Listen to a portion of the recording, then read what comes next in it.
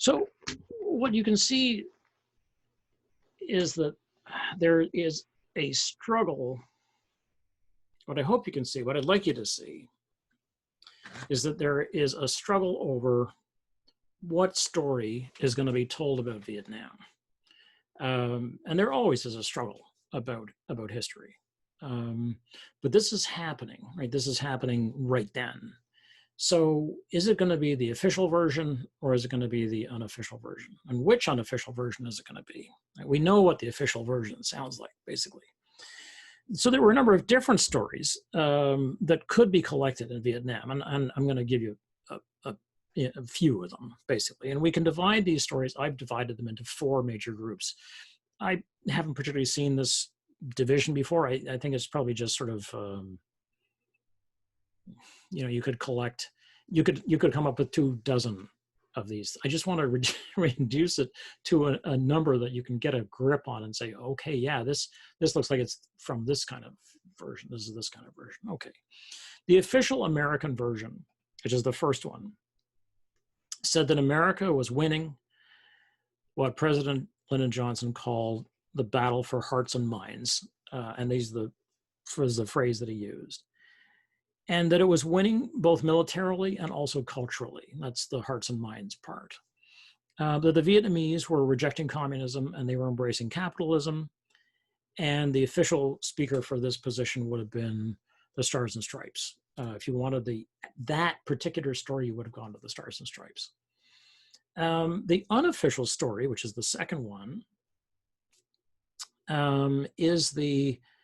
comes from any number of possible sources, but I'll reduce it to a couple. The first and most important is the soldiers themselves. And the soldiers from Vietnam, and this is true for many wars,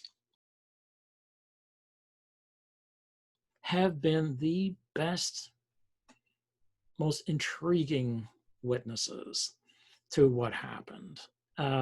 Although I think Herr's book is a work of genius, and I stand by that. I mean, the book is a work of genius. Did Herr have to be a soldier? No. Did he have to be in the country? Yes. Did he have to be there and see what happened and basically be around the men? Yeah, he did. But the soldiers produced these narratives. There are other people in country who were not combat soldiers. They weren't soldiers, in fact, at all. They weren't with the military. So the kind of people I'm thinking of would include, say, American poet and a famous conscientious objector, that is somebody who objected to the Vietnam War on the grounds that it was morally wrong, not religiously, but morally, that it was an immoral, not just an immoral war, but an immoral practice, that the overall practice was wrong. And that's John Balaban, B-A-L-A-B-A-N, Balaban, who wrote a famous book called Remembering Heaven's Face, which, if we had an extra month, we would read. It's beautifully written. Balaban is a poet. He's a fluent Vietnamese speaker, translates, to give you an idea of how fluent he is, he translates Vietnamese poetry into English, which is astonishing. And he was anti-war, and certainly anti this particular war. And but he went to Vietnam to work with pacifists. And there were a number of pacifist groups in Vietnam who really you don't hear about very much. So that's another kind of unofficial story. Then there's the Buddhist version of the story, which is resistors to the war from the South, but all over Vietnam, who are persecuted by the Diem regime. I think I mentioned Diem in the lecture, the context lecture, but it may have gotten wiped out, and because I had to re-record some lectures. Diem, D-I-E-M, was the longest serving of South Vietnamese presidents until he was assassinated, or he was assassinated at the behest of John F. Kennedy, who had him killed in 1963, ironically a few months before Kennedy himself was killed by assassination. And I'll leave you to draw your own conclusions about that. The Buddhist version is entirely different,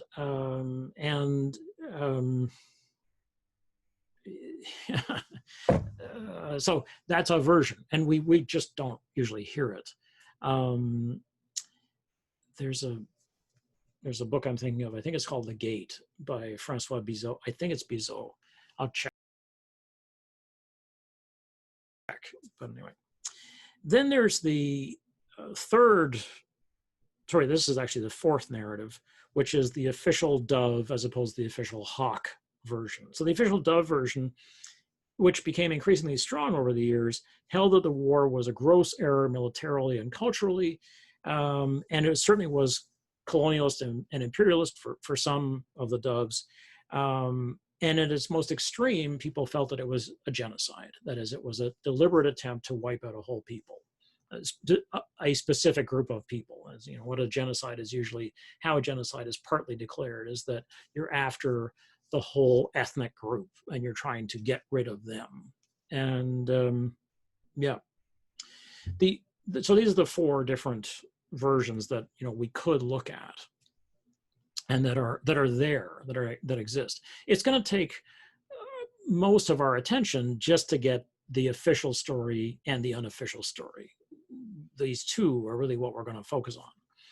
But there is one more version which we really have only begun to pay attention to in the last, say 20 years, which is the enemy's version, which is usually produced by the North Vietnamese, as you would expect, and the government under Ho Chi Minh and General Giap. The alternative points of view are probably best seen in novels. I'm trying to remember one of them. Sorry, I've forgotten. One of them is Lan Cao's book Monkey Bridge. Another one is Novel Without a Name. These are really bitter, difficult books. I mean, they are just hard. I mean, these are people who are on the successful side, the winning side of the war, and there isn't anything winning about these in the sense that the books are bitter, hard books.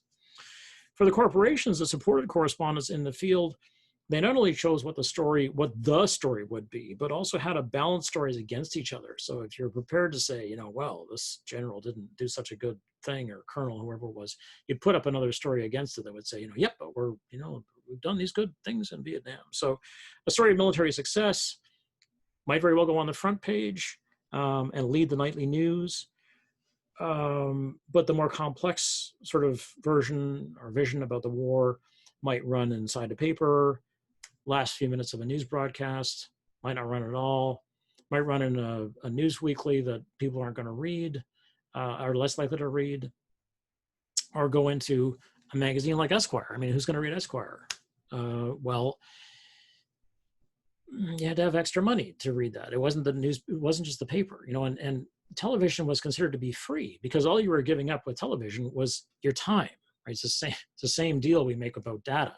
All you're giving up when you watch television is time for ads. Oh, okay, it's 12 to 15 minutes an hour, but okay. So people felt that, television basically came to them for free. All they had to do was buy a television set, which was expensive enough, and then, get the signal. So Herr points out the problem that of the reporters who choose to go with the first version, which is the official version, which you saw in the 5 O'Clock Follies. And he says it was a characteristic of a lot of Americans in Vietnam to have no idea when they were being obscene. And some correspondents fell into that, writing their stories from the daily releases and battlegrams, as they were called, tracking them through with cheer-crazed language about the MacV information office.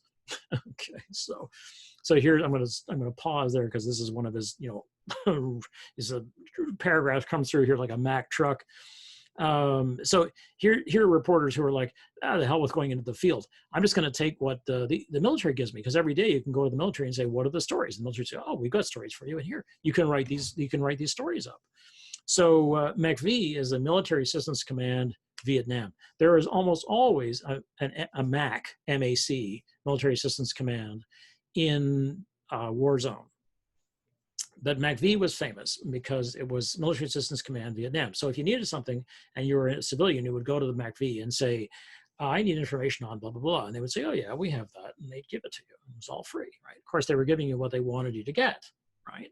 So things like discrete burst. One of those tore an old grandfather and two children to bits as they ran along a patty wall one day, at least according to the report made later by the gunship pilot. Friendly casualties, not warm, not fun, meeting engagement, ambush, concluding usually with 17 or 117 or 317 enemy dead and American losses described as light on 222. So this sort of standard reportage is the kind of thing which you see in Go Tell the Spartans, where they're producing and cranking out the PR, which is going to be given out to just about everybody, including a lot of the militaries. The military will say, well, how are we doing? It's like, we're doing fine. We're killing lots of Vietnamese, because we're looking at the body count, which I will talk about. One of the most sort of famous or infamous, incredible but true quotations came from this kind of thing, where one of the correspondents just like, you can't write this stuff, goes to an American commander looking at the slaughter of a whole village called Ben Tre. And he says, the commander says, we had to destroy the village in order to save it, or in order to liberate it. Sometimes he's quoted as saying. So that's the kind of thing which you just have to report that. And a number of people will say, yeah, that makes sense. Of course you have to wipe them out. If you had to wipe them all out to pacify them, what? Well, you just kind of accept this language, right? So discrete burst, friendly casualties, meeting engagement. Yeah, it's the kind of thing where if you're reading the COVID news and you look at the curve as being flattened and you see, hey, only 800 people died today. We're doing really well. It's like, that's 800 people. Yesterday it was more. Tomorrow will be roughly the same. That each day, that's 800 people, human beings, Jesus.